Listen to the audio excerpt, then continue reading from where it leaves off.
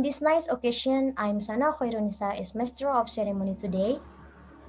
I will deliver the structure of this event today. First, opening. Second, taking picture. Third, welcoming speech. Fourth, Studium Generale. Fifth, closing. Next, let's start this event by saying Basmalah together. Bismillahirrahmanirrahim. Bismillahirrahmanirrahim. The second agenda is taking picture. Please turn on the camera.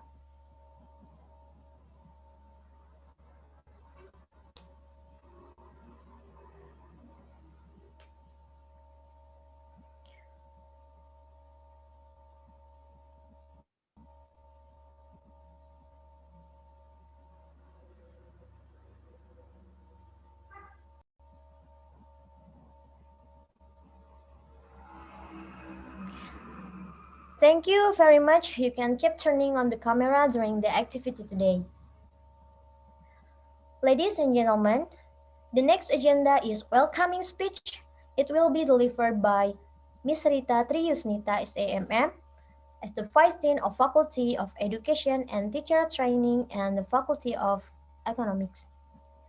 All right, Miss, time is yours.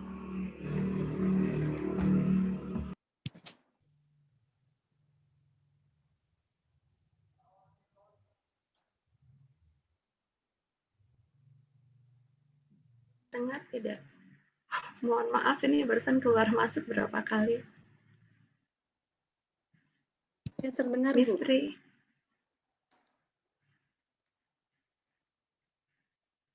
Ya, sudah terdengar, Bu.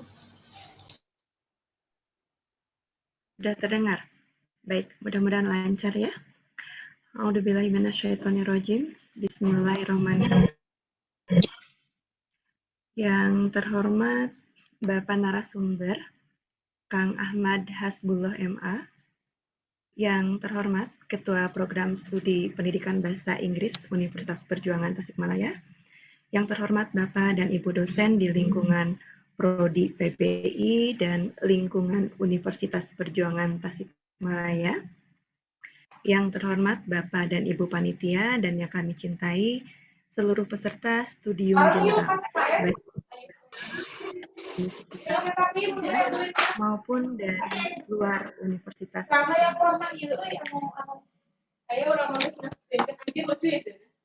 Assalamualaikum warahmatullahi wabarakatuh. Waalaikumsalam warahmatullahi wabarakatuh.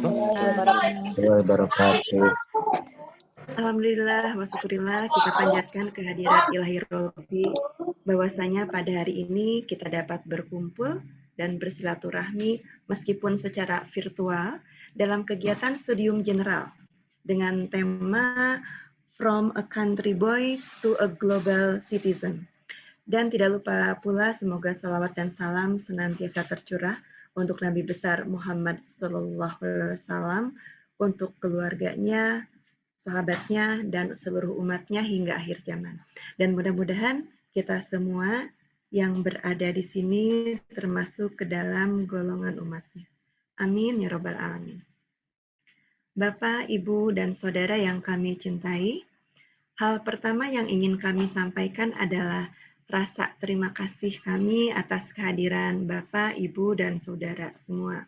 Khususnya terima kasih kepada Bapak narasumber, Kang Ahmad Hasbullah MA, yang telah bersedia menyempatkan waktunya untuk hadir di tengah-tengah kita yang akan berbagi pengalaman berharganya ya, berbagi perjalanan hidupnya, bagaimana beliau saat ini bisa menjadi seorang global citizen yang awalnya mungkin hanya seorang country boy gitu.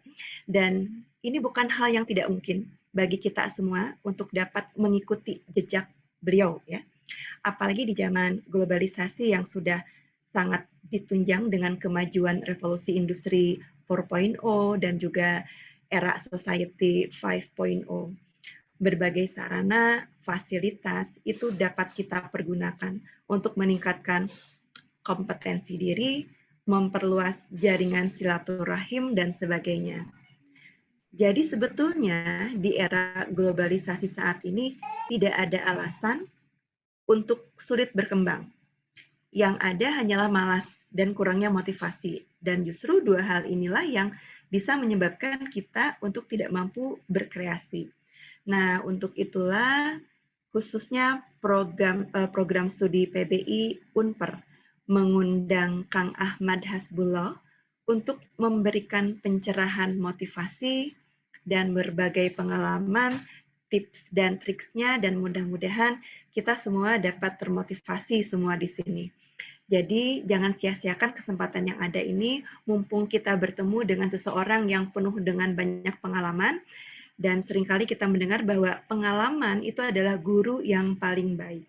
Dan oleh karena itu, tidak ada salahnya ya, bahkan sangat berterima kasih atas kehadiran Kang Ahmad ini berada di tengah-tengah kita. Oleh karena itu, saya mungkin tidak akan berpanjang lebar ya.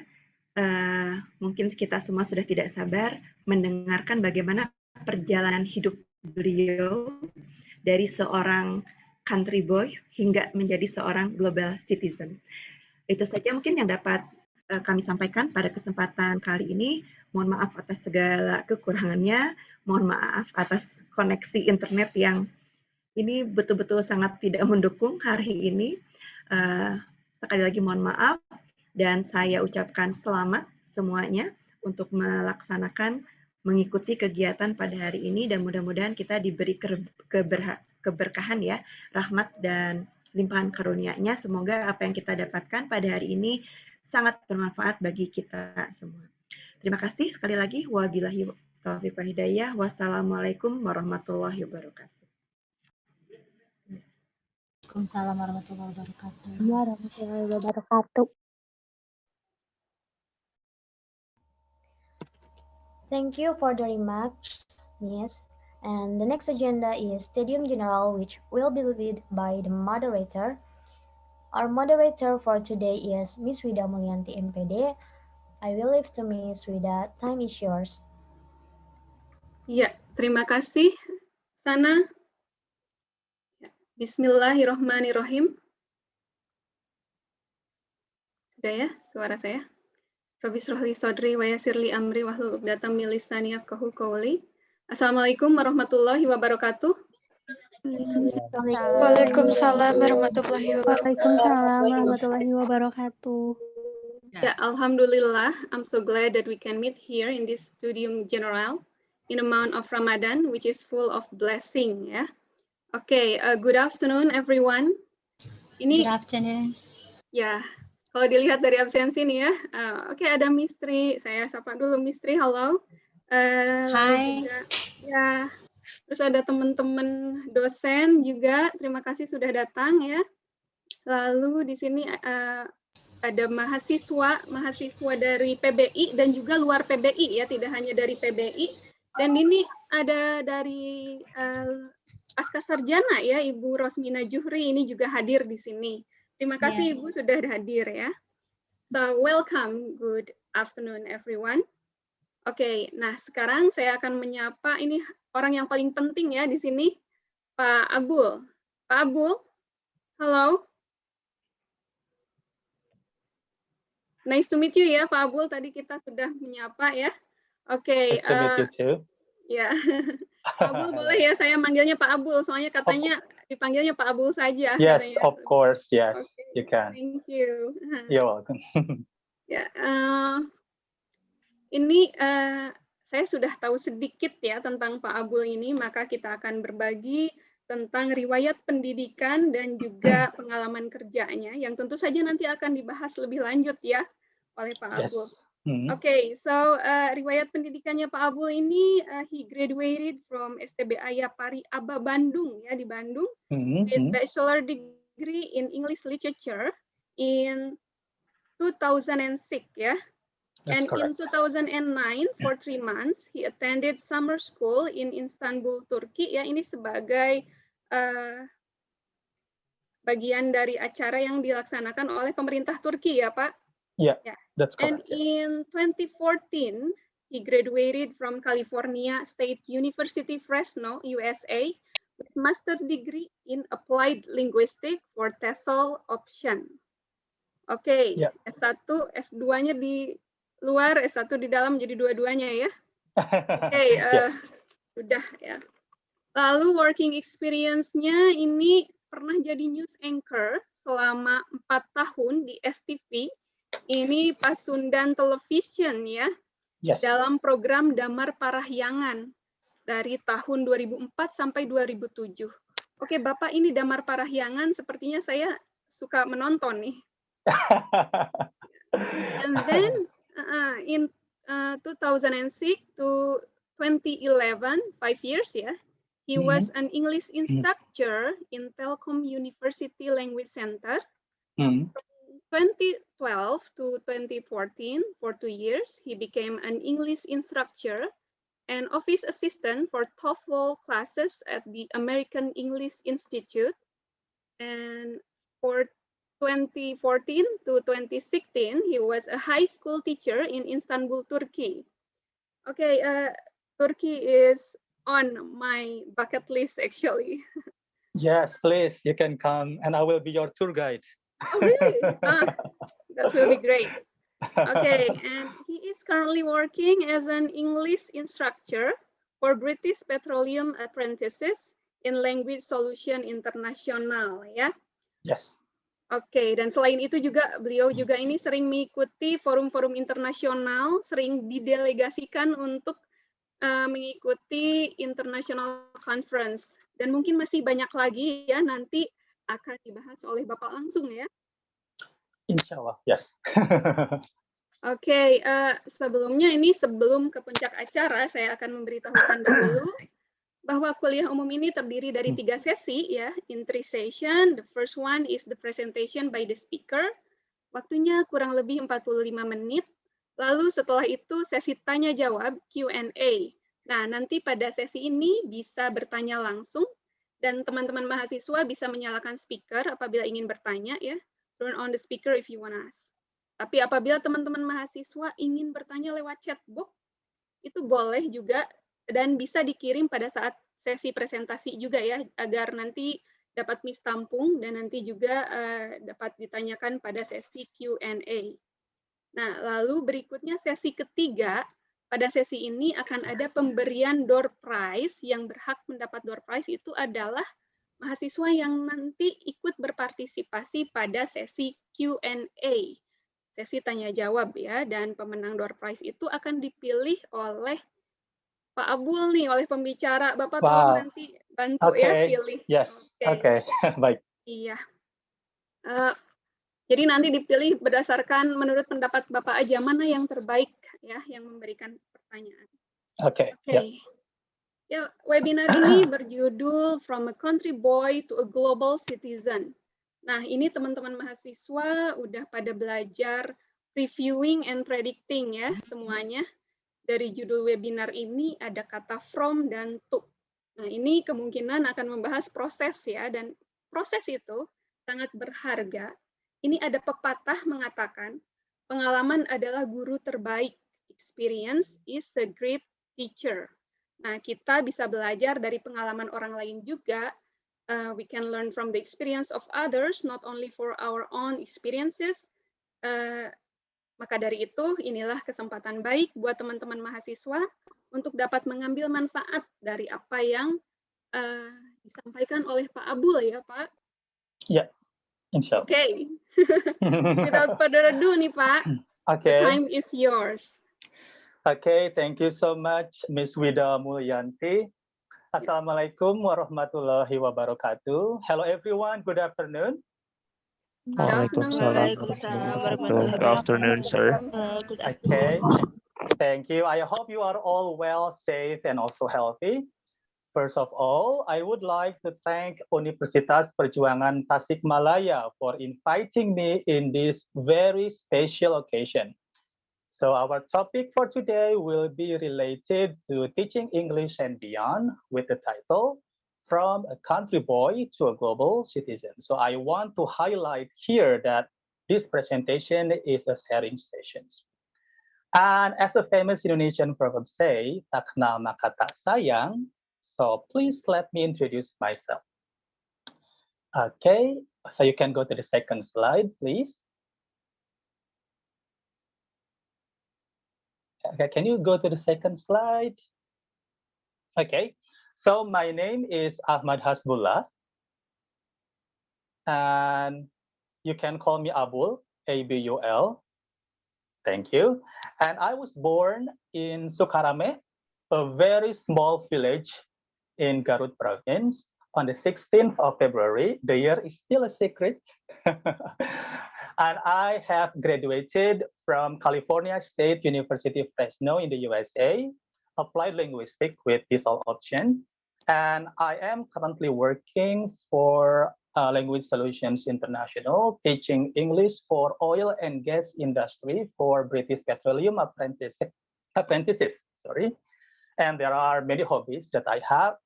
I like traveling a lot, and I like playing badminton. So one day, if you meet me, if you want to invite me to play badminton, I will be happy to do that. And also, if I have free time, I like to write, and I like to share my experiences on my journal. And so far, I have published one book, and the title is Elegi Sang Immigrant. It tells about immigrants from Syria living in Turkey in general. Okay, so that's about me. We can continue to the next slide. All right, so I want to tell you about Sukarame a little bit. Sukarame is my hometown. You can see the picture. Yeah. Okay, you can go to the next slide. Sukarame is a very small village in Garut province. However, it has beautiful views, and the main occupations of people over there are farmers. Yes, so you can see the picture over there. It's just like 3 minutes walking from my house. And the closest tourist attraction in Sukarame is Changkuang Lake and also Changkuang Temple. So Changkuang Temple is just like 15 minutes by car from my place. Maybe some of you are familiar enough, yeah, with Changkuang Temple because it is well known or popular as the smallest temple in the world. And Sukarame, or my village, has only 3 primary schools. So it's a very, very small village here in over there in Garut City. Okay, so that's briefly about my hometown. So yes, I was a country boy. That's correct. Okay, go to the next slide. I would like to talk about my educational background. I studied my primary, junior high, and also senior high schools back in Garut, my hometown. And I completed my bachelor's degree at STBA Yapareba Bandung. If you don't know that place or that university, it's very close to Cihampelas Wolf in Bandung, at Cihampelas Street. And then I completed my master's degree, my master's program at California State University Fresno in the USA by taking applied linguistics with TESOL option. So that's my educational background. And when I studied, I liked to be active. So I joined so many organizations, starting from senior high school until the master's degree. When I was at senior high school, I joined English clubs, and then I was the leader at the time for almost 2 years. And also I joined choir. So choir is Paduan Suara. My voice is not good, but I like doing it. And then when I was an undergraduate student, I joined 3 organizations, Senate of STBA, choir as well, and also Access English Club. I competed in some competition, for example, like debate, speech contest, and also many more. And when I studied in the USA at my campus, California State University Fresno, I joined 3 organizations. The first one is International Student Association. The second one is Conversation Partners. So what is Conversation Partners?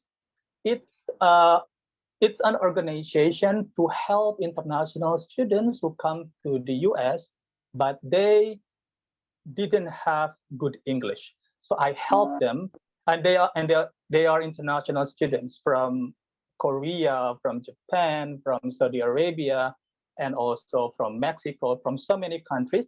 they came to the US, but they didn't have enough English skill. Then at that time, I helped them, yeah, to communicate naturally in English. And then the third one is travel. It's very interesting because, you know, in the US campus, there are a lot of extracurriculars, and one of it is traveling organization or extracurricular. So one or twice a month, we went somewhere, for example, hiking or climbing, snorkeling, diving. So it was very fun. And it was actually from campus, yeah, from my campus in the United States. So those are my academic organizations. And then we can continue to non-academic organization. I joined Mojang Jejaka Kota Bandung and also Mojang Jejaka Jawa Barat. I think in Tasik as well, I know you have Mojang Jejaka Kota Tasikmalaya and also Mojang Jejaka Kabupaten Tasikmalaya. I also joined back in 2018 the language ambassador of West Java or Duta Bahasa Jawa Barat and also Duta Bahasa Nasional. So I competed in Jakarta in 2019 as Duta Bahasa Nasional. And in Bandung, I joined the Center English Club. Okay, so those are my non-academic organizations. Okay, we can continue to my teaching experiences. Okay, yes, so I was a private English teacher for elementary students at the time, only 2 students. And then I continued working at NTC or NIIT and Telkom Center. And after that, I continued working for Language Center at Telkom, or currently it's called Telkom University, and Polytechnic Telkom. And I was very lucky because I had opportunities to teach international students back at my campus in the US at the American English Institute, California State University, Fresno. And after 2 years working there, I went to Istanbul to teach English for Fatih School. So Fatih School here is preparation before university. And we concentrated teaching IELTS and also Trinity and also Cambridge kind of curriculum. And I am currently working for Language Solutions International, teaching British Petroleum apprentices for oil and gas. Okay, so those are my teaching experiences. Now we can continue to our main topic, which is a global citizen. As you know, if you check from websites, there are a lot of definitions about global citizens. I have quoted 2 definitions here. The first one is from oxfam.org.uk.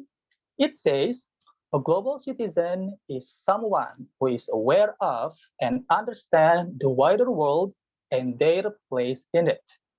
They take an active role in their community and work with others to make our planet more peaceful, sustainable, and fair. Okay, the second quote is from ideas.org.uk. It says, global citizenship nurtures personal respect and respect for others wherever they live. It encourages individuals to think deeply and critically about what is equitable and just, and what will minimize harm to our planet. However, I have my own definition about a global citizen. Okay? According to myself, according to me, a global citizen is someone who can respect and appreciate others' people backgrounds in order to widen individuals' horizon with open-minded mindset and acceptable attitudes. So background here means race, education, ethnic group, sexual orientations, religions, and many more. So those are a global citizen definition according to me, according to myself. If you disagree, feel free, and then you can ask me later.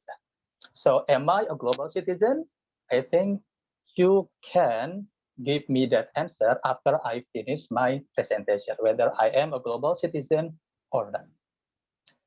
Okay, so there are some benefits of being a global citizen. The first one is adaptability. Adaptability here means that, life in this world isn't always perfect. It doesn't, it's not as easy as it seems. The world goes up and down, and there are always challenges in our life. And as human being, I think it's our job to adjust with our surroundings. And this quality can create peaceful and patient kind of feeling to individuals. Adaptability here is not limited to interact between human to human, human to environment, but also human to technology, between human and technology. So we talk about wide or broad scale or adaptability. The second one is about critical thinking and problem solving. I think these are essential skills in this 21st century. Yeah, some where we live in advanced technology and also some uncontrollable situations. And a global citizen can analyze and come up with solutions, but also open to any suggestions for others to gain perfect outcomes. And I think the third one over there is cross-culture awareness.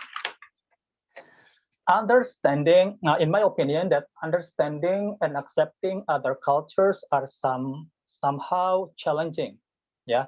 But it's necessary, especially if you want to live, if you want to study, work, or travel to that particular place. And a global citizen can possess cross-culture skills. It means that person understand wisely how to manage and accept those cultures, received and imitate the good ones, but left out the unacceptable ones without insulting them. So this cross-culture awareness is not only when you travel overseas, but also maybe in Indonesia. For example, we are Sundanese. I'm from Garut, and maybe some of you are from Tasikmalaya, so we are Sundanese. If you want to travel to Medan, or if you want to travel to Papua, or maybe Makassar, they have different cultures, even though we are Indonesia. So we need to adjust. And maybe we can experience culture shock. Now, you can imagine if you travel overseas, for example, to Saudi Arabia, or to the USA, to Japan, to China. And those people speak different languages, and they have different cultures, they have different traditions, different values. And it's the time for a global citizen how to adapt with new environment and also with new people over there. Okay, so those are the benefits, according to me, yeah, of being a global citizen. Okay, the next one are the values that I embrace as a global citizen. I mentioned here 5 values. The first one is tolerance. The second one is respect. The third one is creative. The fourth is equality. And the last one is unity. So I think unity is the most important key here. Yeah, the most important value that I embrace as a global citizen. All right. The next one, I would like to talk about beyond teaching English. Okay. So I will explain a little bit here. As a universal language, English is a media to open my horizon into so many doors. Maybe you can go to the next slide, please. Yeah, okay, thank you so much. So one more time, as a universal language, English has brought me into so many doors. So far, I have been to 55 countries in our planet by speaking and teaching English. So if you still think that learning English will not bring you anywhere, I'm afraid that I will disagree with you, because I am from Garut. I'm from Sukarame, a small village in Garut, but I have been to 55 countries so far. So if I can do it, you can do it too. I studied English. You are studying English right now. So I want you to have exactly the same experience or maybe more than what I have, something like that. So I hope in the future I can motivate many young generations who study English to be more confident and have bigger spirit to keep learning and focus with his or her goals. I want to encourage them to keep dreaming and to try to get it. Let's break a stigma that a student who studies English doesn't have a future ahead. That's wrong. Okay, you study English as long as you are focused with your goals, it can bring you anywhere in this world. So don't be afraid. So that's what drives me to move forward and at the end to achieve something in my life. And actually, so many people have asked me about my role model, and my answer is my role model is Prophet Muhammad Sallallahu Alaihi Wasallam. Peace be upon him. He is the most perfect global citizen, in my opinion, who taught me personally how to adapt into new things and how to treat people perfectly. So, in my opinion, Prophet Muhammad Sallallahu Alaihi Wasallam is the most perfect global citizen that we have to imitate. Okay, so that's about beyond teaching English. I would like to continue into across borders and cultures. Okay, so living overseas is not as easy as it seems. There are many obstacles, challenges that people can face, and one of the greatest obstacles is culture shock. In my opinion, culture shock means that when someone is experiencing or exposing new cultures in new place, that are completely different with his or her cultures and also traditions. So those are called culture shock. Have I or did I experience culture shock when I studied or lived in the US, in Turkey, and somewhere else? Yes. I came up with five greatest culture shock so far. The first one, it's not on the PowerPoint. Yeah, so it's okay. So the first one is Americans or Turkish, they are more direct or to the point. So when they don't like something, they will tell you immediately. Uh, it's, I think, slightly or it's very different to our culture because for Indonesian culture, if we don't like something, at least we don't say anything or we can fake it in a quotation. We can fake it. So they are more direct.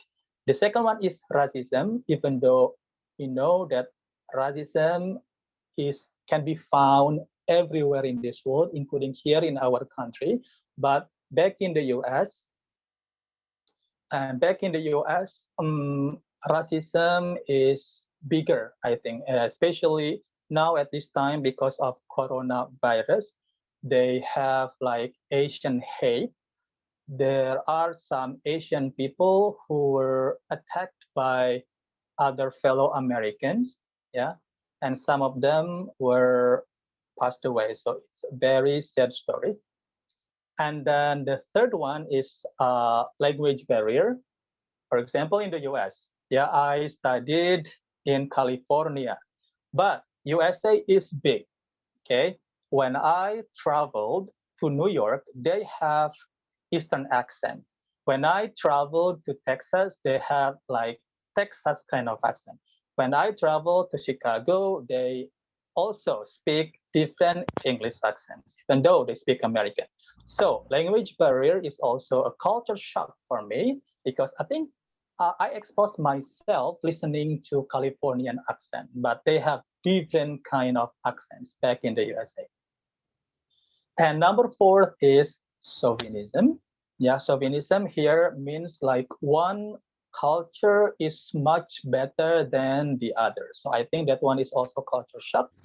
And number 5, because today or this month is Ramadan month, for me, one of the culture shock is Ramadan time, because in the US or in Turkey, Ramadan is relatively long. Yeah, in Indonesia, we do fasting for, I think, almost 13 or 14 hours. But for example, in Turkey, in April is better because it's springtime, so we do fasting around 16 hours. But in August, it will be different. It will be around 18 hours. I think the most suffering, if I have to say, Ramadan time when I was in Iceland, in Reykjavik at that time.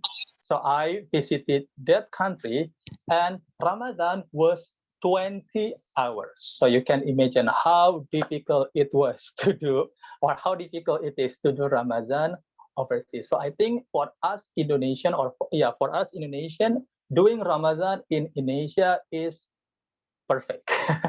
It's much better, and also I think it's way easier. So those are across borders and also cultures.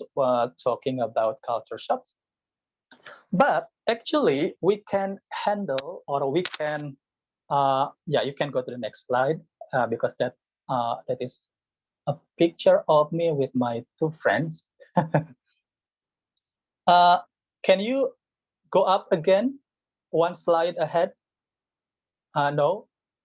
Uh, it's called How to Handle Culture Shocks.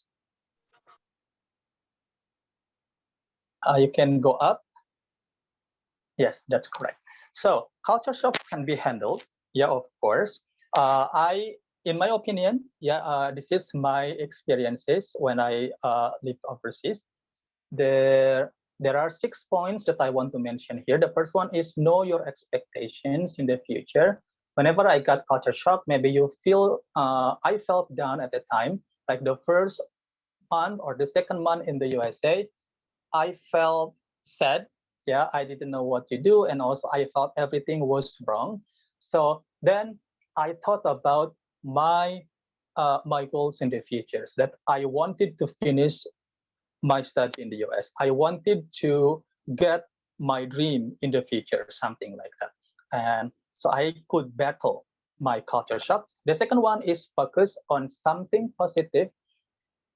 Western cultures or Turkish cultures or Japanese cultures are maybe positives and also negatives.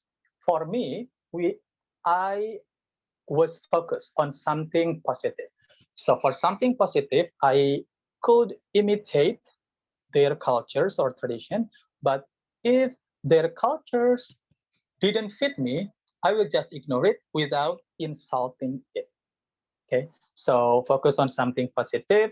And also what I did when I traveled, or when I lived in the US and also in Turkey, whenever I have problems, for example, I tried to communicate with my family members, my relatives, and also my friends.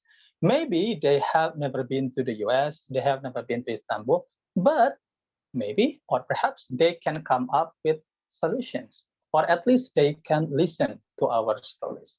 So communicating with your loved ones is very important, in my opinion, to handle culture shocks.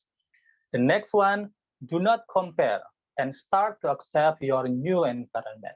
So comparing is not a solution for you to handle culture shock. So just forget about it and start to accept your new place. Okay. And the next one is socialize with new people around you. It is very important so you don't feel lonely in your environment or in your new place, because if you don't socialize, it will be more suffering for you to tackle or to handle that culture shock. But if you can socialize with new people, especially with local people, it will be beneficial for you. It will be useful for you. For example, at that time, when I was in the USA, I had many Indonesian friends at that time, but twice or 3 times in a week, I tried to mingle with international students and also with my fellow classmates from the USA. So I could learn about their culture and also I could start accepting their culture and also understanding their culture. And the last one, of course, be open-minded. Don't be close-minded because if you are close-minded, it will be difficult for you to develop. It would be difficult for you to find a happy place, something like that. Okay, so that's how to handle culture shocks. If you feel disagree with my points, feel free to say it. Yeah, or maybe if you have any suggestions or advice, you can tell me later after I finish this presentation. Okay, now I want to give you some advice. Okay, maybe the slide. Can you please go to advice? Yes, I want to give you some advice as university students. If you want to work overseas, if you want to travel overseas, or you want to travel abroad, or if you want to reach your dream, I have some advice for you. The first one is maintain a good GPA. It doesn't mean that you have to get 4.0 out of 4.0, but at least your GPA is good. I think 3.0 is good, or it will be better if you can get 3.5 or cum laude for your GPA. And then the second one, it's very important, be active inside or outside the campus. Okay, at least in my opinion, join one or two organizations in campus or outside the campus. Because when I was in the USA, when I applied for a scholarship, so I got scholarship from Fulbright, I still remember one of the questions that the interviewer asked me was, what organizations did you join when you were at schools or university? So joining organizations, it can be inside or outside your campus, or maybe NGO, non-profit organizations, is very important. So please do it. If now you don't have any organization, maybe you can find one organization that fits you, okay? And you can start focus on it. And also, I want to share you my experience. I was super lucky because I got a job in the USA at the American English Institute at that time. And so my best friend was Russian, and she got perfect GPA 4.0, and my GPA at that time was 3.6. So my GPA was lower than her GPA for sure. We applied for the same job, but I got the job. Why? Because I was active in campus. I was a conversation partner. I joined international student associations and I joined another extracurricular. But this friend, my Russian friend, she didn't join anything in campus. And she didn't get a job, even though her GPA was 4.0. So here, so here, what I could tell you that joining organization and maintaining a good GPA are very important. Okay. The next one, sharpen your soft skills. Okay. Hard skills, you can get them in your campus. Okay. But soft skills, you can get them outside of your campus. Soft skills here, for example, presentation skills or computer, internet skills, or maybe game and music skills. So many soft skills that we have outside of campus. And then please, maybe you can find what you like and also maybe you can be focused and good at it. The next one, widen your connection.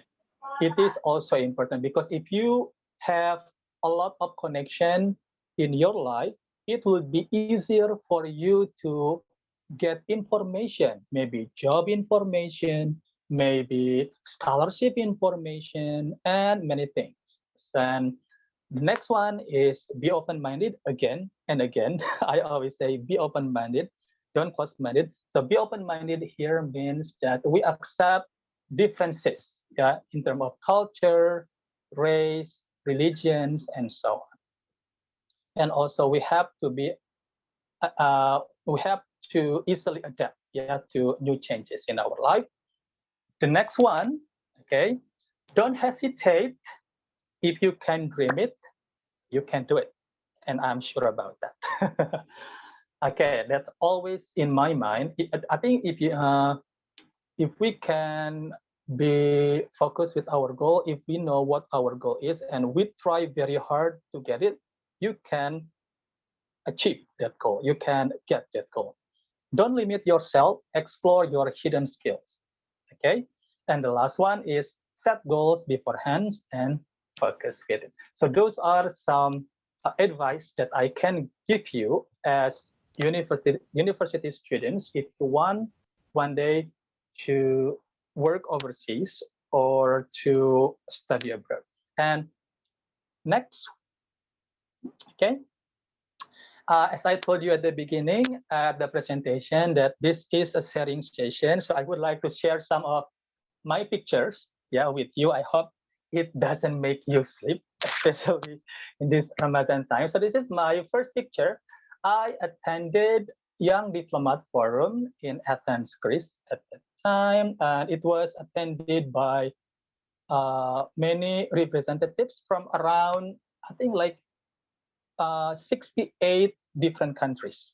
And I was a representative from Indonesia to join that program. And I was very lucky. We spent around 1 week in Athens, Greece, and we talked about refugees. We talk about Rohingya refugees in Myanmar, Syrian refugees in Turkey, and also Yemeni refugees. So we talk about them and how to come up with solution as young generation for the future. Okay, maybe you can go to the next slide. Okay, so this picture, when I performed Summer Dance for International Culture Night at California State University Festival. So it was my first year in the US. All of my friends over there studied in the US, and they invited me to perform as Indonesian representative to at that culture night event, and I agreed. Yeah, I think what is it? The outfits were simple, yeah, but we got big applause from the audiences at the time. So we were very happy, and I felt satisfied with our performance. Okay, the next slide. Can you please go to the next slide? Okay, so those are my fellow International Student Association members. Yes, so all of them are my friends. We had monthly gathering like once or twice in a month to talk about some events or to talk about some obstacles that some members experience, yeah, living and also studying in the US, and we help each other. So that's what International Students Association for. And there were many members from different countries.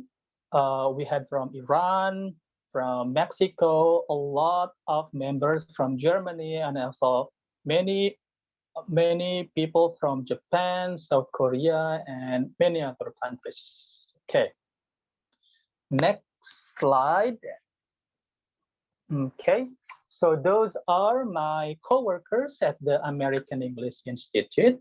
I was very lucky to get the job, yeah, as I told you before. And I was the only Asian who was accepted, yeah, to work there. And all of them were American and also Mexican. Okay, and I think I miss them so much. They helped me a lot, yeah, because I thought that it would be difficult to work in the US. It was challenging, yes, I confess, but through the process and also because of their help, it was easier for me to manage day by day my routine activities and also my job description. They helped me a lot. That's what I like working and also living in the USA. And okay, and I still communicate actually with them. I still keep in touch even though I don't work there anymore. Okay, can you please go to the next slide? Okay, so there are English teachers in Istanbul, Turkey. So we came in the same year back in 2015. Okay, the guy next to me, he was in Istanbul for 1 year, and then I think he is also a global citizen because he he came from a small area in Arizona in the USA, and now he travels all around the world. So after teaching 1 year in Istanbul, he worked as a flight attendant for Emirates Airlines in Dubai, and for 2 years. And I think he is currently working as an English teacher again in Cameroon, Africa. He has been there for almost 3 years. Sorry, 2 years, and he enjoys uh, what is it? Teaching English there. And the three girls over there are also American. The girl on the left, she's still in Istanbul teaching English, and she got married with an English guy. And the two girls in the middle, after teaching in Istanbul, they came back to the US as English teachers as well. And of course, we still keep in touch because we are good friends, and we discuss about teaching in Istanbul, in Cameroon, and also in the US. And also now, for example, I teach some Papuan people. Okay, next. So for this picture, I was also very lucky because I visited my friend in Aachen, Germany. Yeah, and my friend studied at RWTH Aachen. So this campus is Mr. BJ Habibi's campus, and it's very popular with aerospace major. So if you are interested to get scholarship for aerospace, maybe you can come to this university. So at that time, his friends invited me to play volleyball, and I said, am I allowed to access the campus because I'm just a visitor? And it's like, yes, of course. So you can come and then you can join us. So then I joined them, and then we played for almost 2 or 3 hours, and then we hang out together, and then we had so much fun. And I was so lucky to be there and also to get that invitation from them. Okay, can you go to the next slide? Okay, so this picture, it was taken in front of the Capitol buildings in Washington, D.C. They are all my fellow Fulbrighters. They are all Indonesians from different regions in Indonesia, from Papua, from Aceh, from Sumatra, from Kalimantan, from Java, Bali, and many other provinces in Indonesia. Yes. Okay. And we studied different majors. Yeah. I studied linguistics with visual options. Some of them studied about biology, about history, and etc.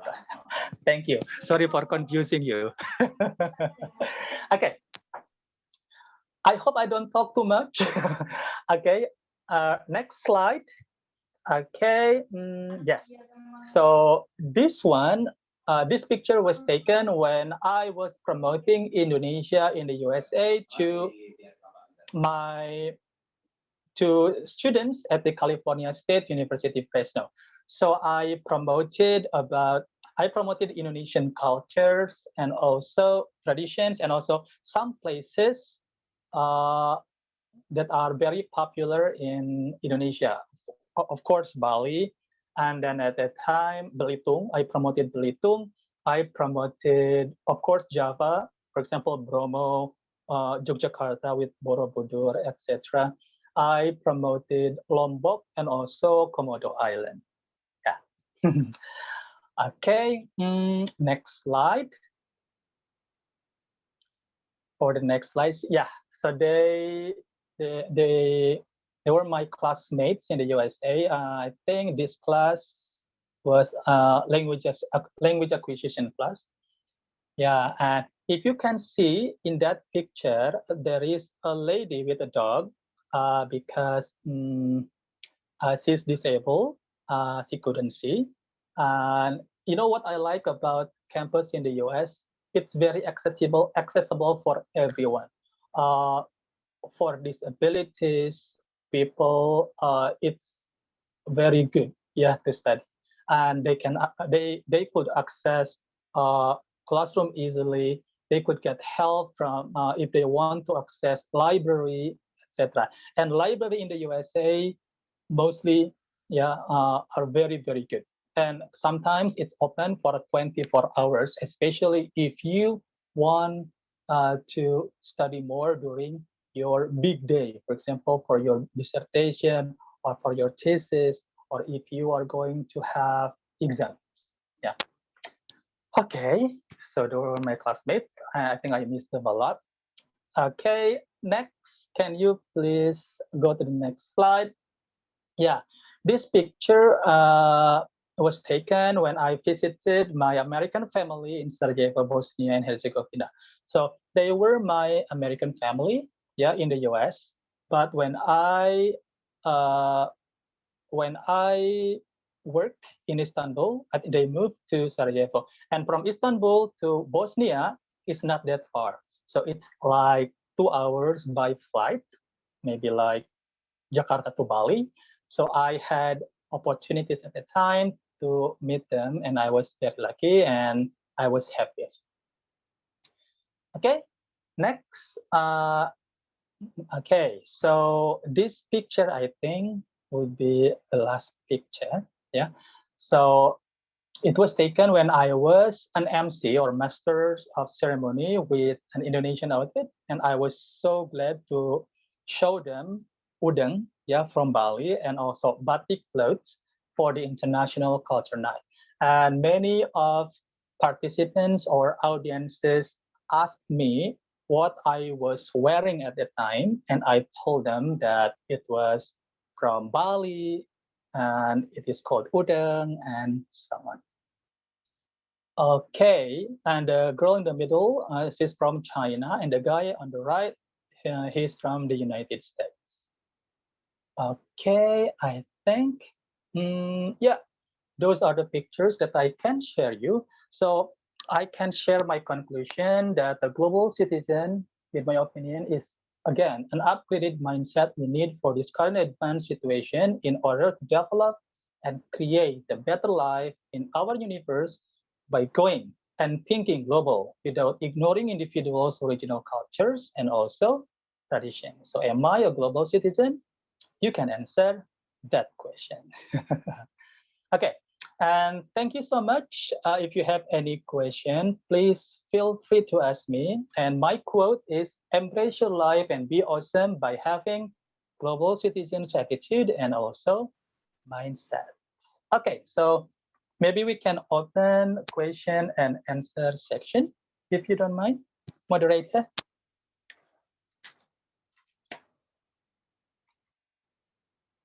Yes, for further questions or suggestion, that is my email address. You can email me whenever you want.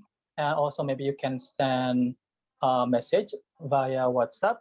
That's my Instagram, and also I have my YouTube channel. One of my YouTube videos is how to get Fulbright scholarship. So maybe you can watch it if you want to apply for a Fulbright scholarship. Okay. Unmute first, Miss Vida. I'm so sorry. Sorry. Mohon maaf dari tadi saya ngomong sendiri berarti ya. Oh. Okay, okay. Yeah. Okay, thank you Pak Abul for the presentation. You're very welcome. You're very welcome. Yes. Oke, Pak Abul untuk Hmm. hadiah YouTube channel. Actually, Hmm. saya sudah pernah nonton Bapaknya yang lagi apa itu performing ya, puisi itu. And that's great. Ya. Performing reading poetry at the American English Institute. Nah, ya, itu Okay. yang udah. Dan Thank you yang for terakhir watching that. lagunya itu apa terngiang-ngiang terus dah. Okay, yang meski waktu datang, that one, right? Yeah, because at that time I sang 4 songs with 4 different languages. I sang Japanese, I think, song, and also Mexican. I sang Arabic and also Indonesian. Okay, wow. Yeah, because great. because audiences came from different backgrounds, from different countries, so that's why. Iya, Pak Abul ini sebenarnya sudah ada yang nanya ya di chat box. Okay. Kita keep dulu, kita akan dahulukan dulu penanya langsung ya. Jadi untuk para teman-teman mahasiswa silahkan nyalakan speakernya untuk yang mau nanya nih. I have a question.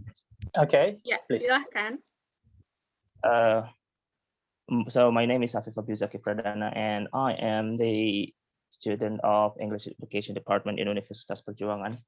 And I have a question for Mr. Abul, talking about open mind. Do you have any parameters on how openly minded we are when we make ourselves get used to with the new culture? Because I'm afraid that perhaps there is a culture which is contrary to our belief and could influence our mind or faith. Do you have any parameters for that or solution? Thank you. That's my question. Okay. Sorry. What is your name again? Afif. Sorry. Okay. Afif, sir. Afif. Okay. Thank you so much, Afif, for the questions. So, do we want to collect the questions first, or should I answer it? Kita satu-satu aja ya, Pak. Okay. Yeah, sure. So, open-minded here, in my opinion, is more like you can adjust easily your environment. That's in my opinion. So, for example, here, I will give you an example. So, when I was in the US,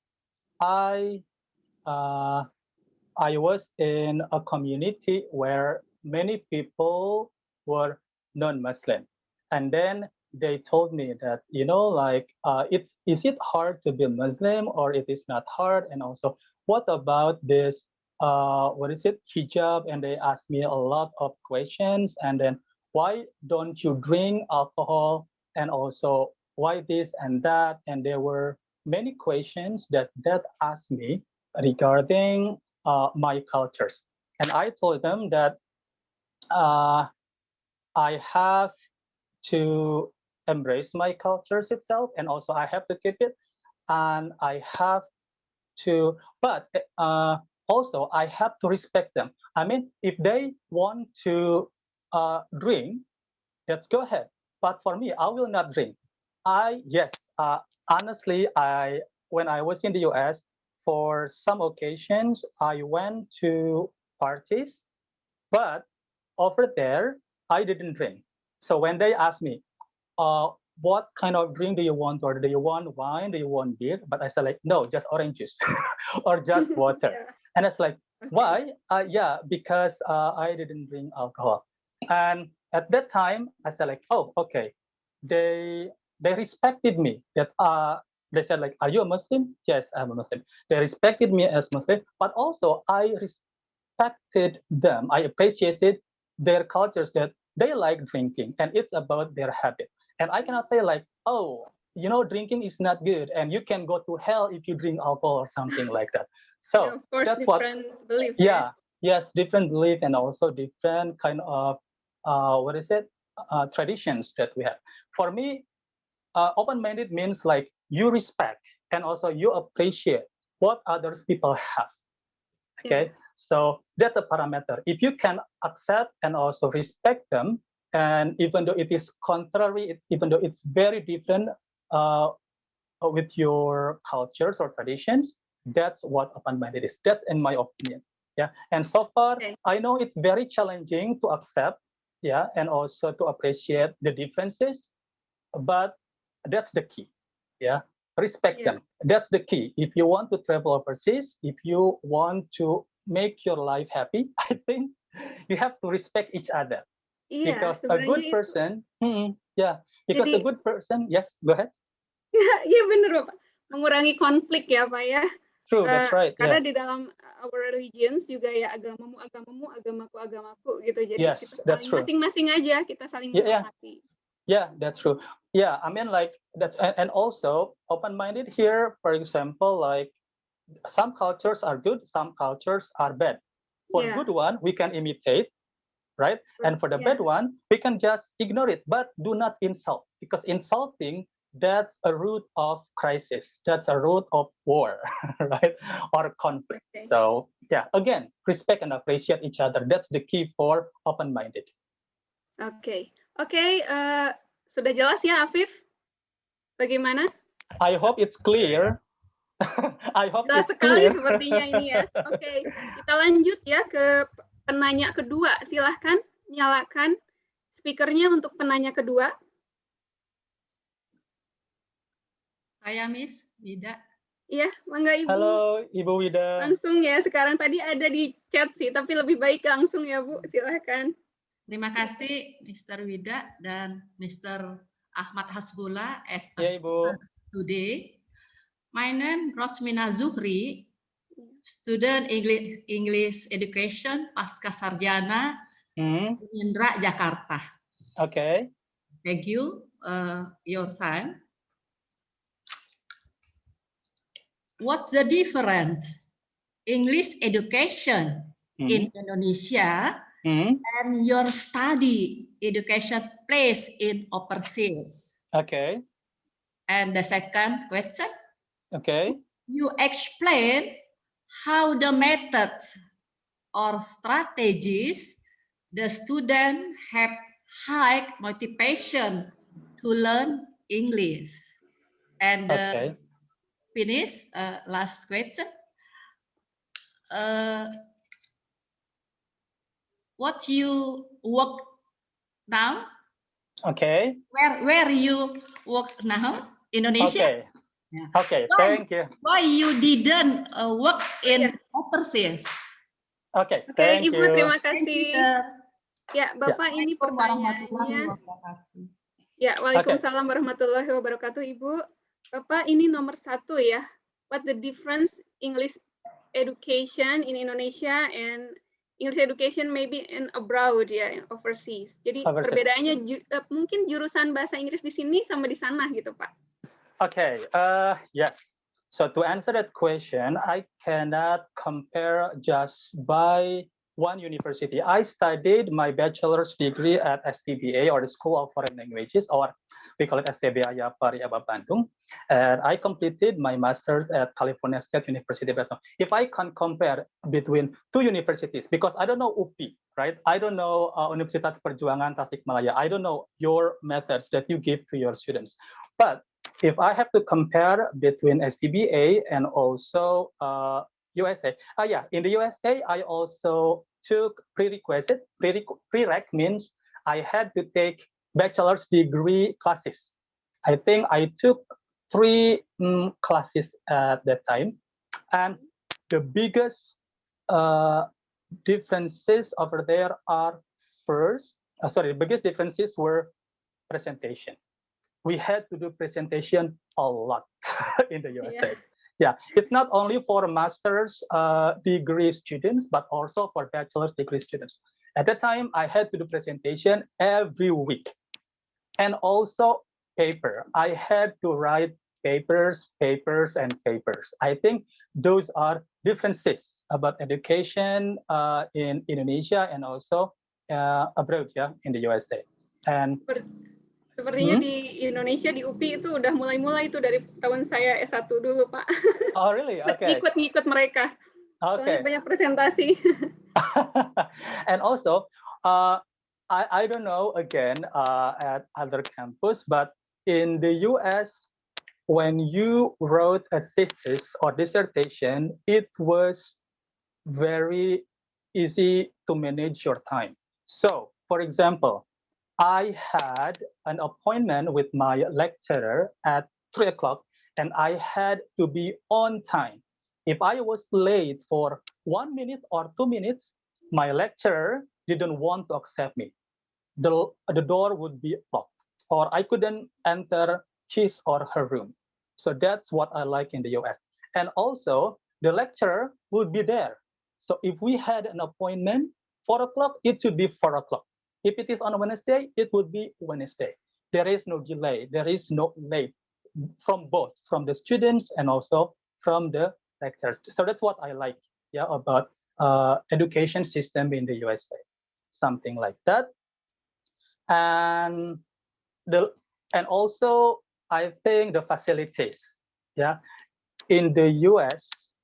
Again, I cannot compare with Japan. I cannot compare with the UK because maybe they have different kind of facilities, or they have different kind of methods. But in the USA, libraries are very important, and they equipped libraries with many things. So if I wanted to borrow a laptop for 1 week, I could do it. So they would lend a laptop for 1 week, and then I could extend if I wanted to. And if I wanted to borrow an iPad for 1 week, I could do that as well. So there were many facilities that they provided for us. And somehow or sometimes they open for 24 hours. Yeah, I don't know library in Indonesia. I don't think it opens 24 hours. Yeah. Okay, but in the US, sometimes it's open 24 hours for students. And also, okay, recreation center. Maybe UP has, but my campus at CBA, I think doesn't have, what is it? Recreational center. So in my campus in the US, it has recreational center that can be accessed by all students. We could play golf. We could play bowling, and also awesome. the gym. The gym is really big. The gym has 3 floors, 3 stories. Yeah. So and then also the jogging track is inside or indoor jogging track. So yeah, Favorit saya nih, yeah, jogging. yeah, because they know that being fit is very important for students, especially before they have exam. And we have jacuzzi, we have very nice swimming pool, and also so on. Yeah, sauna, something like that. Ya ini untuk para mahasiswa-mahasiswa nih, tertarik nggak sih gitu udah dengerin Yeah, Bapak ya ceritain ini, harusnya termotivasi kan ya Pak untuk I bisa hope so.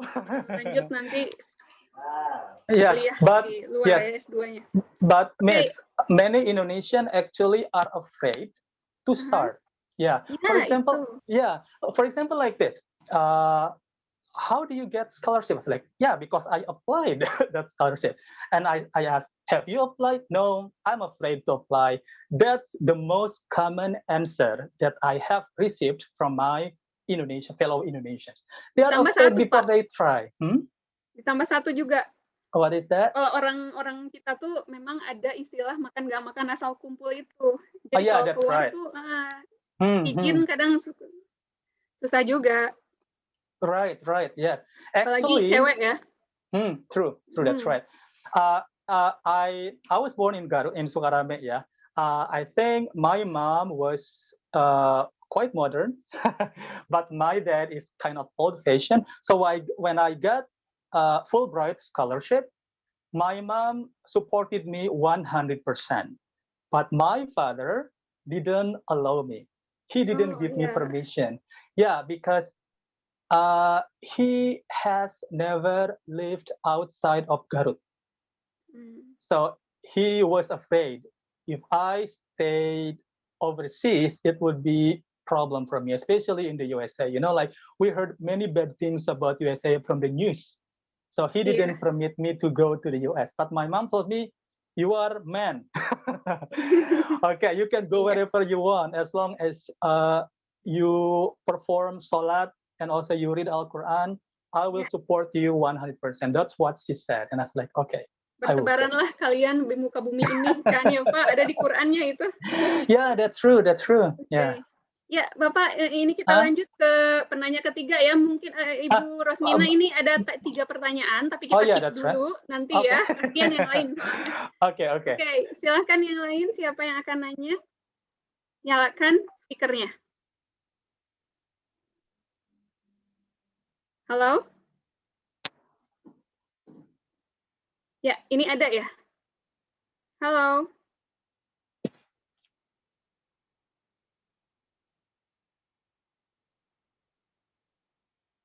Kita tunggu sebentar lagi. Oke. Apabila nanti masih tidak ada, maka kita akan jawab yang tadi Bu Rosmina. Oke. 5, 4, 3, 2, 1. Langsung aja, Pak. Okay. So yeah, can you please read ini, could you explain, could you explain how the method or strategies the student have? Oh, maksudnya gini, jadi bagaimana strategi apa yang bisa menaikkan motivasi mahasiswa untuk belajar bahasa Inggris gitu? Okay. So the best strategies, the best method for students to learn English, to have the high motivation in learning English. Yes, method and strategies. Yes. Yeah, dua-duanya. Okay. Okay. So for me, wow, that's a very tricky question.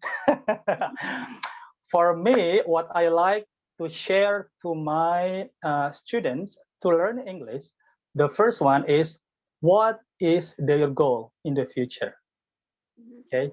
And then also the second one, I ask that question, and then if they have their own answer, then they can continue, right, with their own method and also strategy, what they want to do.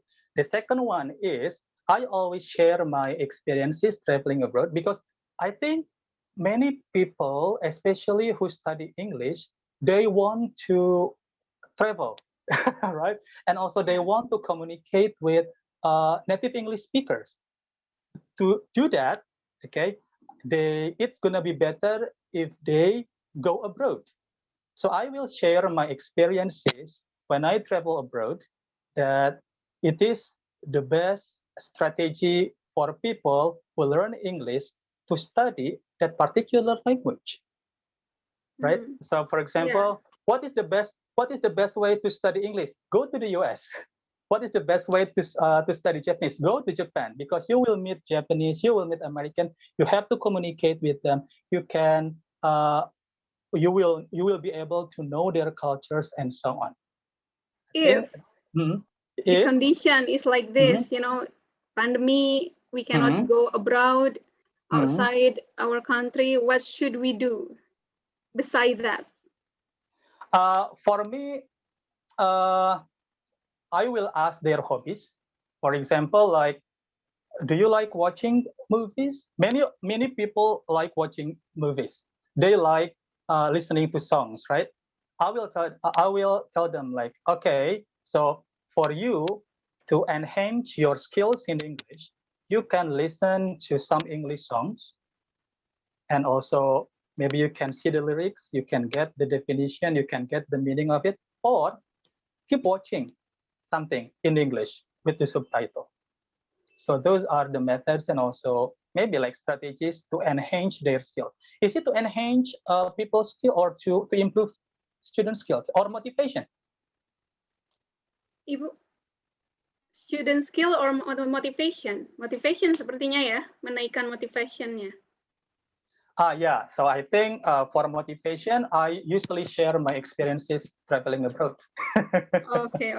Yeah, sebenarnya ini juga. So far, that's the most, in my opinion, that's the most effective way. And then, yes. And I told them that I came from a very small village. Now I have been to 55 countries, and it's like, Abul can do it. Yes, and I come from Jakarta, I come from Bandung, and I believe I can do it as well. So it's more like good motivation for my students. Oke. Oh And iya, pengalaman saya juga Pak kan pernah ya saya tapi cuman traveling aja dulu ke Singapura. Ketinggalan sama kelompok, justru nih janjian jam 10 kumpul, ternyata mereka jam 10 nggak ada gitu. Mungkin lupa kalau saya tertinggal gitu. Jadi di Chinatown tuh saya sendirian nyari-nyari gitu kan, pulang sendiri lewat apa itu namanya kereta api bawah tanah sendirian gitu, 3 kali naik kereta itu, dan akhirnya sampai. Tapi ternyata itu kan pas waktu itu that was bad experience ya. Tapi sekarang saat diingat lagi justru itu ya hal yang terbaik justru Pak. Right. Jadi justru itu pengalaman terbaik justru buat saya. It taught you a good experience, right? And that's merasa I can handle it. Bisa ternyata berkomunikasi sama orang, nanya-nanya sana sini in English, of course. True. Yeah, I agree. That's right. Okay. Silahkan ada penanya berikutnya. And I think I would like to answer the third questions from her. Silahkan, mangga Bapak. Okay. Before we continue to the next question. Alright. So I am currently working for Language Solutions International. The hub is in the UK. So my company is in the UK, but it will send many English teachers to many places around the world. For example, to Iraq, to Azerbaijan, to Baku in Azerbaijan, to Istanbul, to Indonesia, to many different places, as long as they have oil and gas industries. Oh yeah. So, because I teach oil and gas. Yeah. So not only in Indonesia. Yeah, not only in Indonesia, but also abroad, because the hub is in the UK, and they they send many people to different countries, something like that. But for me, my job description is tutoring and also teaching and mentoring in Indonesia and also in Istanbul. So just go back and forth, Indonesia, Istanbul, Indonesia, Istanbul. In Indonesia, BP is in Papua, or British Petroleum is in Papua. So sometimes I also help human resources development to recruit Papuan people to work for oil and gas industries. Something like that. Yeah. Bapak, ini ada pertanyaan lagi. There Go are ahead, more questions from the chat box. Ya, ini dari Dermawan Setiadi, jurusan farmasi. Ini bukan PBI ya, farmasi. Katanya nanya, udah berapa negara Pak? How many countries have you ever visited? Okay, I have been to 55 countries so far. So, 55? Yes, 55 countries. So okay. Far. I like traveling a lot. And because I live in Istanbul, and Istanbul is in the middle, it's a central of the world, and it's very close for us to go anywhere, to Asia or to Europe. Even from Istanbul, I can go by bus to Greece, ke Yunani. I can go by bus, or I can go by bus as well to Bulgaria, to Germany. Even to Germany, I can go by bus, but it takes around 30 hours. But from Istanbul, it's very close to go anywhere. Yeah, especially in the Europe area. Terus dia nanya juga, have you experienced problem or difficulties in speaking English? Pernah nggak Pak? Atau udah lancar tuh pas dari sini? No, actually, because I didn't go to kindergarten, so I didn't go to kindergarten at all. So I started learning English when I was at junior high school at the time, because when I was at elementary school, I didn't learn English at all, like zero English. So I studied English when I was junior high school. I liked learning English because of my teacher at the time, because my teacher was really good explaining English, and it was very interesting.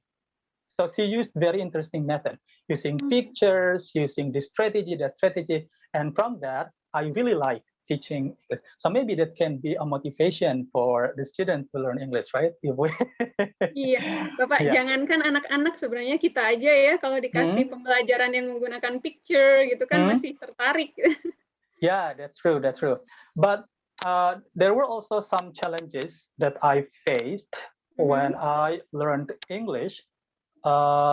in Indonesia, it was because of facilities were very limited. Yeah, for books, especially I studied in Garut. Yeah, they didn't really, they didn't have many, yeah, books to support me to learn English. For example, like books in English or novels in English and this and that. So you have to be Everything creative. was very, I have to be creative. So I started Caranya to, gimana tuh? yeah, The way. because I like singing, because I joined choir. Oh yeah. And also I like watching film a lot. So whenever I watch a film, I use English subtitle with English and English subtitle. So I said, okay, this is how the way we pronounce that word. This is the meaning of that word. And when I didn't understand a word, I would write down in a piece of paper that, and then I would, find out the meaning after I watch the film, something like that. Oh yeah. Yeah, and also for songs, I like listening and also looking at the lyric. And if I didn't understand, I will underline and I would find out the meaning later on. Yeah, that's how the way I learned English when I was a kid. But also when I was in the US, as I told you before, that I didn't tell you this story, but when I was in Chicago, they have Chicago accent, right? They have like a kind of their own accent because I exposed my accent in Californian accent, West Coast accent. When I went to Chicago and they didn't really understand me, I was like, what? And yeah, my accent is Sundanese accent. And when I traveled to Texas, when I traveled to Chicago, they didn't understand me. And also it was very hard for me to understand them because I was not familiar with their accent. I was like, is it English or what? Especially when I traveled to Texas because Texas accent is quite thick. Yeah. So it was very challenging for me to adjust with their accent. So yeah, that's was the obstacles that I got so far. One more ini from yang tadi masih ya 3 pertanyaan ini. Okay. Katanya ini, bagaimana caranya how you can learn the culture of the other countries, the way you learn the culture. Yes, socializing. Before I traveled, I usually search from the internet, from some websites about cultures from particular countries. But the best way is to socialize, to communicate with locals.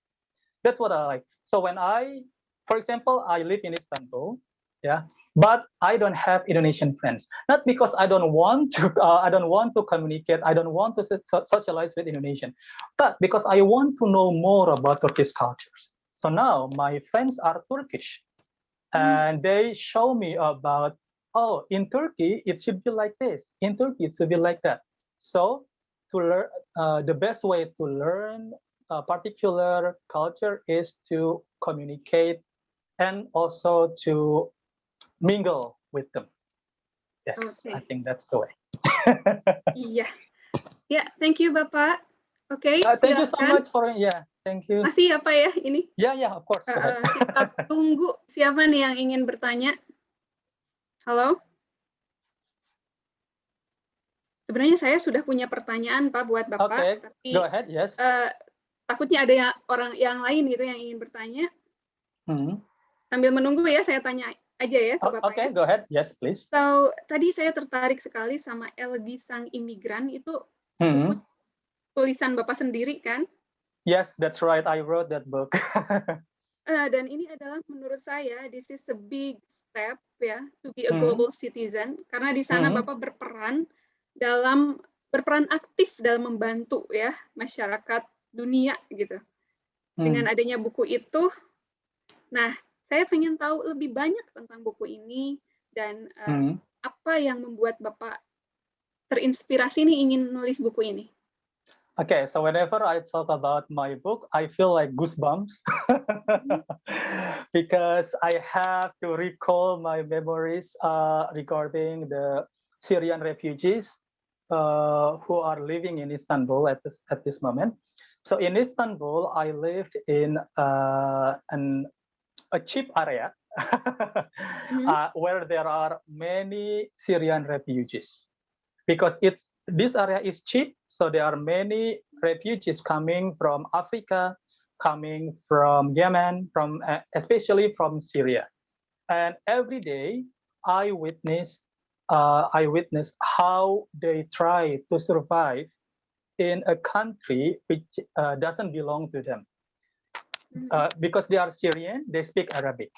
They don't speak Turkish. Syrian and Turkish are completely different languages. Wow, so Yes. dari So segi Turkish komunikasi aja udah sulit. That's correct. So Turkish is Turkish, Arabic is Arabic. So when they moved to Turkey, they didn't understand the language. They maybe don't understand the language. So it was very difficult for them to communicate. If you don't know how to communicate, even though you know you have skills, it will be really difficult for you to get a job.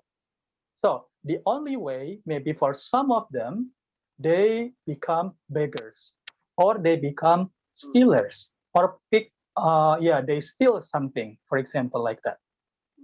And because I witnessed those situations almost every day, and I felt interested to write down one of the story, of one immigrant. So I wrote a book about it. So the main character in my book is Muhammad.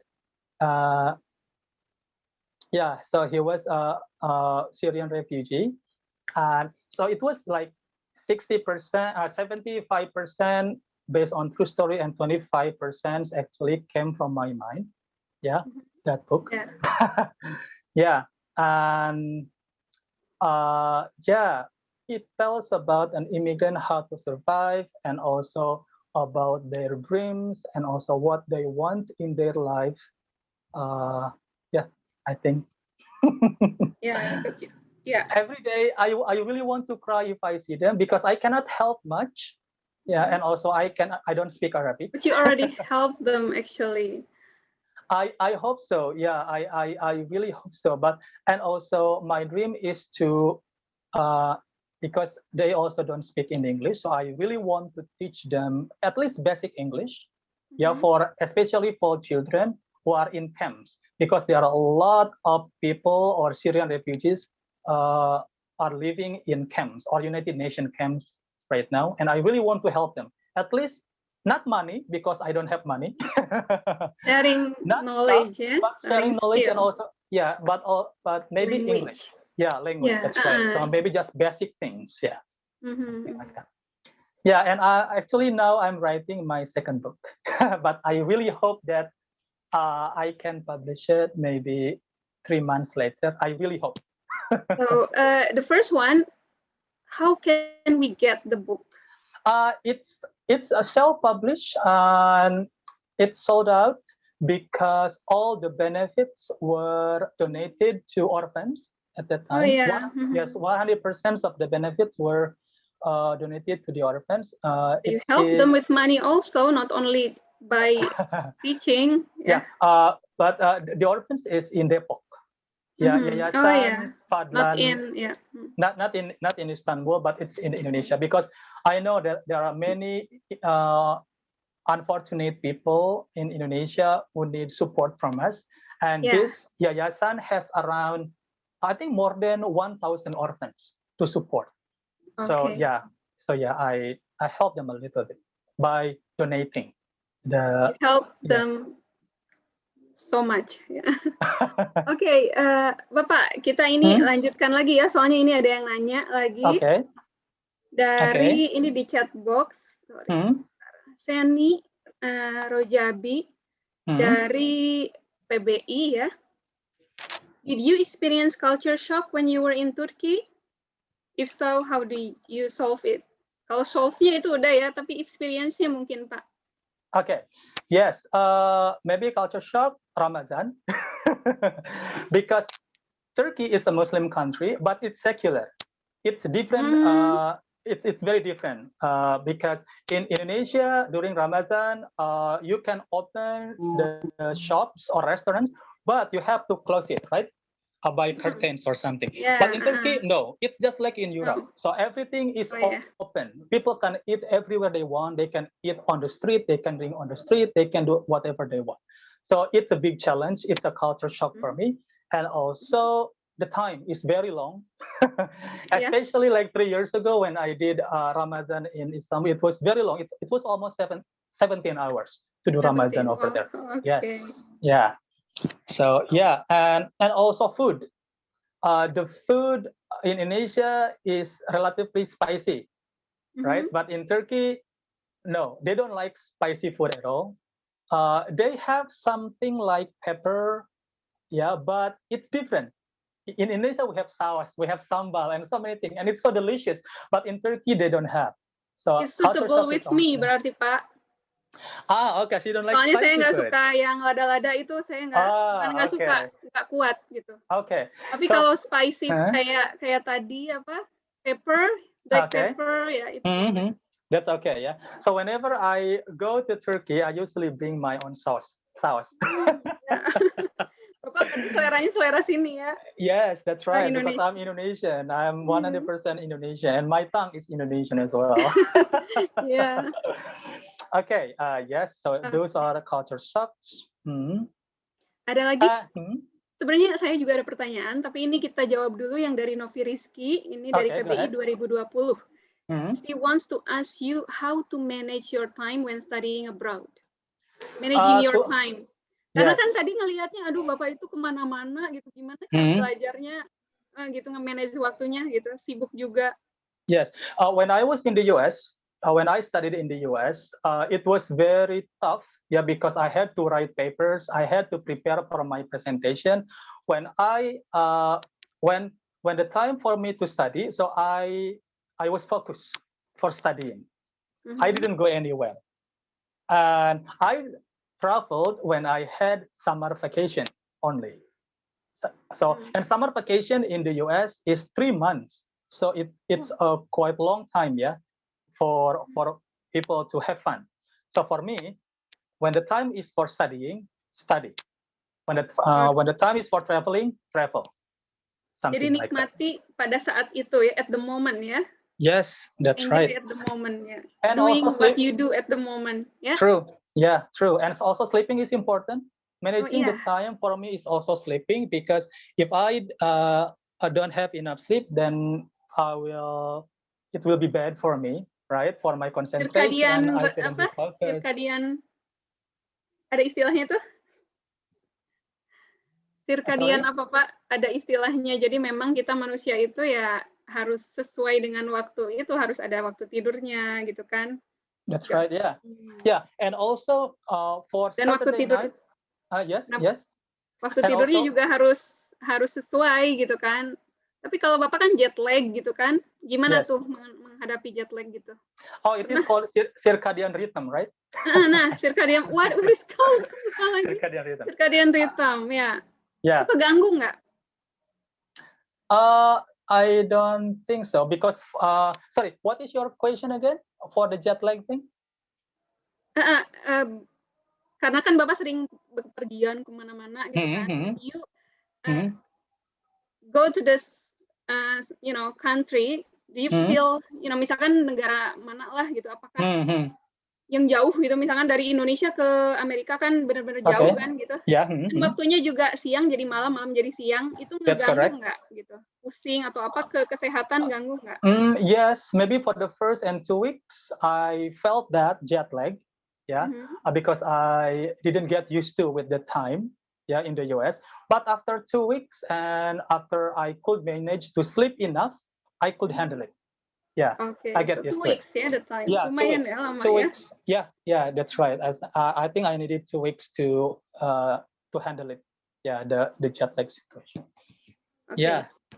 Ini ada pertanyaan lagi. Kita lanjut terus ya Pak. Kayaknya saya belum nih, ada satu pertanyaan tapi belum sampai ke sana. Sure, ini dari Eko tapi belum disebutkan ya. Ini dari mana? Dari kelas apa?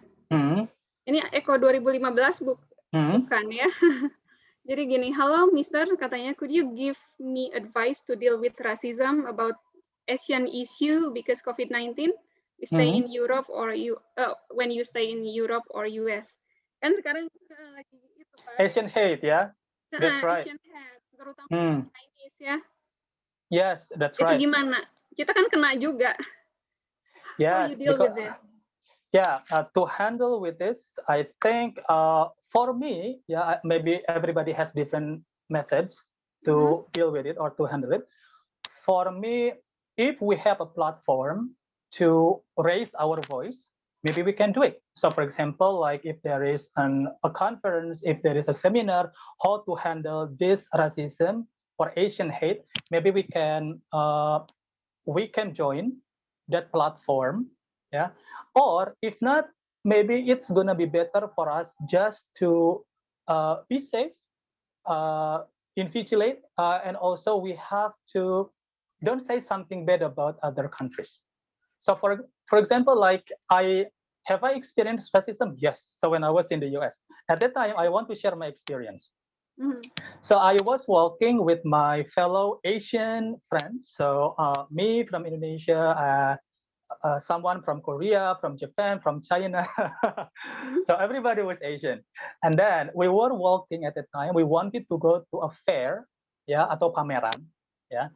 And then in front of us, there was a family, like black family. Sorry to say, yeah, like our family. And then he looked at us and he said, "What are you doing here? We don't want to see Asian in our country," something like that. Yeah, and Right to the point.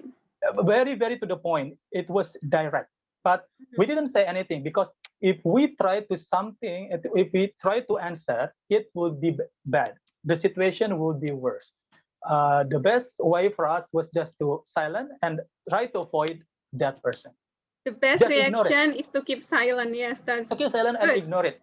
Sometimes we have to ignore something, right? Yeah, that's right. Don't be Juliet, right? Because yeah. Okay. Okay, so yeah, again, so if you have platform, you can join that platform, conferences, seminars, so on. If you don't have, keep silent. Okay. Yeah. Apa ini paling penting nih kalau saya pengen tahu, nah ya, tadi kan ngomongin tentang culture shock. You talk about culture shock. How about when you comes back from for example Turkey to Indonesia, yeah, re-entry adjustment process. When you in a re-entry adjustment process, do you experience re-entry shock? Like yes, that's right. Yes, it is called it is called reverse culture shock. Reverse culture shock. Yeah. How about that? Can you tell me what exactly did you experience? It's even more suffering, to be honest. More than culture shock? More than culture shock. To come back to your, yes, it's more frightening. It is more challenging to adjust again with your previous culture from your home country. Yeah, because especially if you live, travel, or if you stay in a developed country like the US. Yeah. US has very good public transportation. Everything is easy to access. The campus, transportation, accommodation, even jobs, even the money to work over there is quite good. When I came back here, oh my God, everything was so, in my opinion, it was very challenging. It was very difficult. Starting, the first one was, for example, public transportation. Yeah. The traffic was really bad. Everybody was honking, because honking in Indonesia sometimes is angry, sometimes is polite. When you want to greet someone, ngek, ngek. But in the US, honking is something rude. So it's very rare for us to hear honking in the US. Transportation system, everywhere you go is, yeah, that's right. Especially if you go to Pasar Baru or if you go to Cihampelas, if you go somewhere crowd, honking everywhere. And the second one is public transportation. In Indonesia, it's very difficult, in my opinion, to travel somewhere. Yes, we have Gojek. Yes, we have Angkot, for example, like that. But it's not convenient. in the US, they have metro subway, they have tram, they have this, they have that. So everything was so easy to commute. And yeah, many things. Many things, yeah.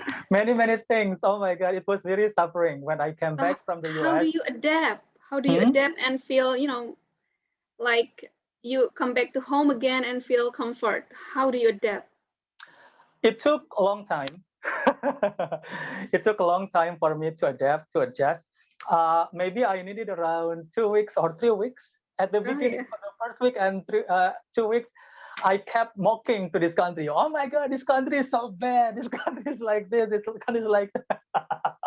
But then again, after that's like, oh, right or bad, this is my country. This is my blood. And I always love my country. You know, wherever I go, for example, I live in Istanbul. I used to live in Malaysia. I used to live in the USA. But at the end, I will come back to my country. So we have to accept, no matter what condition our country is. That's You'll always miss your country. Yes, and we will come back to our country after we live somewhere, for example, like that. Yeah. So that's always in my mindset that right or wrong, Indonesia is my country. We have to accept every condition that we have here in Indonesia. Oke. Bapak, ada lagi nih. Tadi kan ngomongin kan kita kan intinya ini a global citizen kan. Terus Bapak tadi sudah juga bikin buku. Nah, terus juga hal-hal lainnya mungkin ada yang belum disampaikan oleh Bapak yang bisa lebih diperdetail karena tadi saya dengar-dengar banyak ya melakukan kegiatan-kegiatan membantu sesama gitu di luar. Bisa lebih diceritakan lagi? Specified. Okay, so like what? Can you please make it more specific? So do you mean like other people help each other outside? Yeah. Okay. Yes. So I have a friend in Turkey, and we are close friends, and he works for United Nations, especially for Syrian refugees. Yeah. Okay. Yes, and then after, so but not only in Turkey, he travels to Iraq to help other refugees over there. He travels to Afghanistan, but I think his focus is with some refugees. Yeah, so I think we also can helping refugees. Yes, helping refugees. So I think that one is also we can categorize as global citizen as well. Yeah, of course. Yeah. Ini Bapak ada yang nanya. Okay. My name Dermawan masih ya yang tadi nanya lagi nih. I want to ask, can you still speak Sundanese? Of course, dengar yes. Bapak ngomong bahasa Sunda, silakan Mangga. Okay, sure. Okay. So first of all, my mother. Pakai bahasa Indonesia. Yes. First of all, my mother tongue is Sundanese. So my first language is, and I could speak Indonesian when I was 5 years old or 6 years old. So it was pretty late for me to know Indonesian. And then I started learning English when I was 11 or 12 years old. So Sundanese is my mother tongue. Maybe Indonesian is my second language, and English is a foreign language for me. Mangga. We eager to hear you speak in Sundanese, of course. Assalamualaikum warahmatullahi wabarakatuh. Sampurasun, nepangkeun, wasta pun abul, kawit di Garut, ayeuna simkuring nuju linggih di Istanbul, Turki. Di dia resepisan kumargi secara rencangan, sareng rencanganna balager pisan kumargi di Istanbul mah, jalmi-jalmina raraseupun pisan ka orang Indonesia. Saurna orang jalmi anu ti Indonesia teh saur anjeunna nama ramah pisan, sareng sangat menghargai satu sama lain, saling hargaan. Agak takut ya Pak. Iya. Bangga. Bapak itu kan pernah jadi news anchor di STV, itu berarti pakai bahasa Sunda ya? Pakai bahasa Sunda itu, ya. Oh ya, berarti jangan diragukan bahasa Sundanya. Ya, jadi pas okay, so at that time, can I speak in? I will mix ya. Ya, silakan Bapak. I will But be so. actually, it is good when you speak English full. Then it is good for our students. Okay, great. Yes, to so that's learn what I really English. want to do. It. Yeah. So at that Yeah. time, I was hired to be a news anchor at Pasundan Television for Damar Parahyangan, and my partner is not from West Java, so she didn't speak English very well, but I speak English. Sorry, she didn't speak Sundanese very well, but I speak Sundanese because Sundanese is my mother tongue. So I also taught her how to speak Sundanese because that program, it was not only reading the script, but also we had to comment the news. For example, the news was about flood in Bale Endah, or the news was about traffic jam in Bandung. Then we had to give a comment. Of course, comments had to be in Sundanese. Oh yeah. Yeah, and it was live, so it was very challenging, but I really enjoyed my job being a news anchor at the time. Yeah. Oke, Bapak, ini waktunya kita sayang sekali ya, ini sudah hampir habis. Jadi sekarang ini saya ingin Bapak memilih nih 3 orang dari penanya ya yang pertanyaannya terbaik menurut Bapak.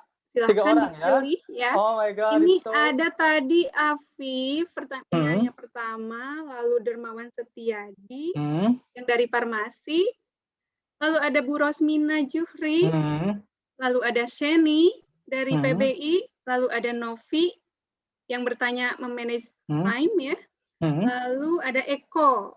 Silahkan Bapak. Yeah, my God. All of the questions are really good, and thank you for the questions. I do apologize if I didn't answer clearly your questions. If you insist, if I have to choose 3, oh my God, it's difficult, but I would like to choose, the first one is Afif. Thank you so much for the question. That's a very good question. The second one is Ibu Rosmina Zuhri. Thank you so much for those 3 questions. Alhamdulillah, thank you, Mr. Hasbullah. My pleasure, Ibu. Thank you so much for the questions. Continue study PSD.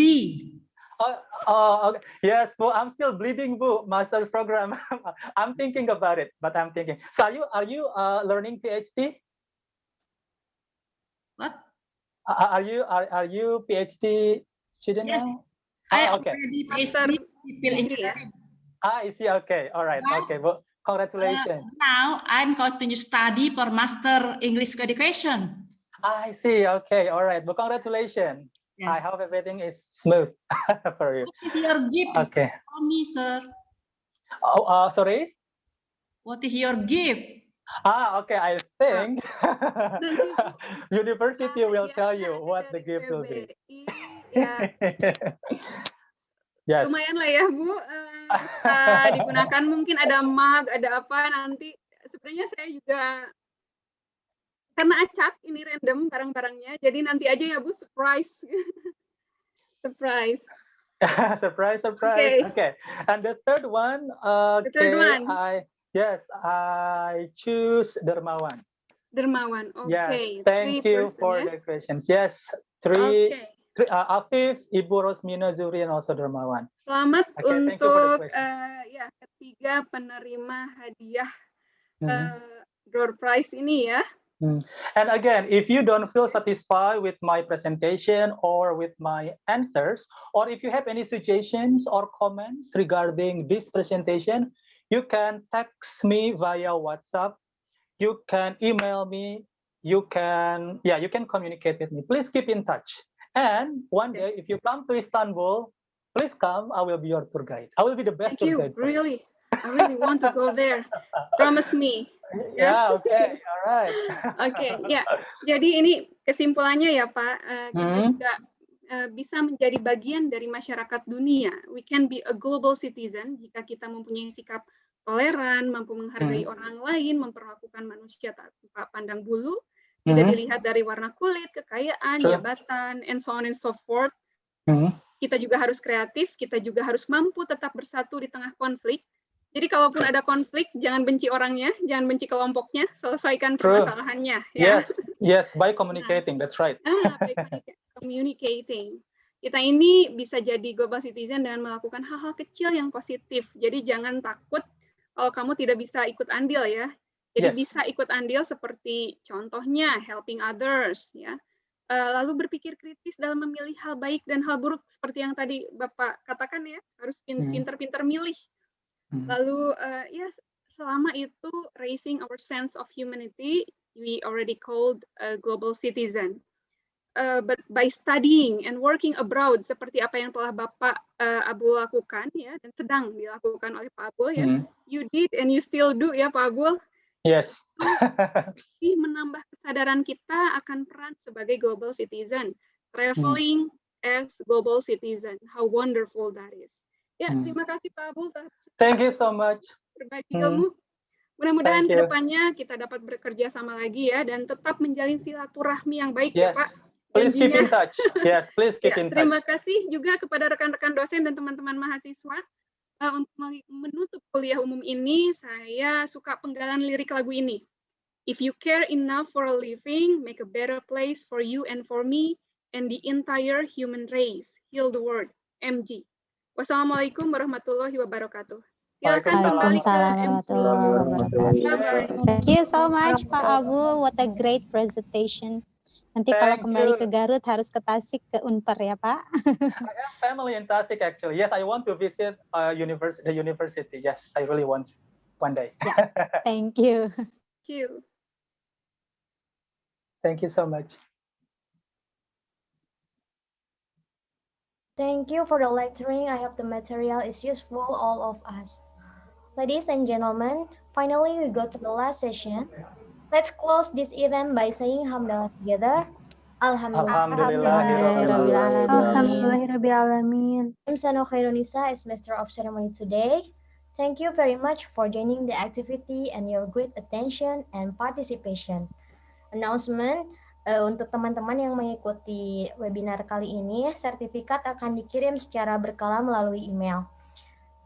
Thank you very much. The last I say, wassalamualaikum warahmatullahi wabarakatuh. Waalaikumsalam warahmatullahi wabarakatuh.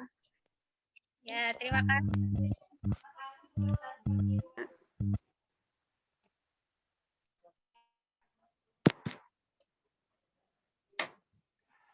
I will end meeting for all. See you. Assalamualaikum warahmatullahi wabarakatuh. Bye.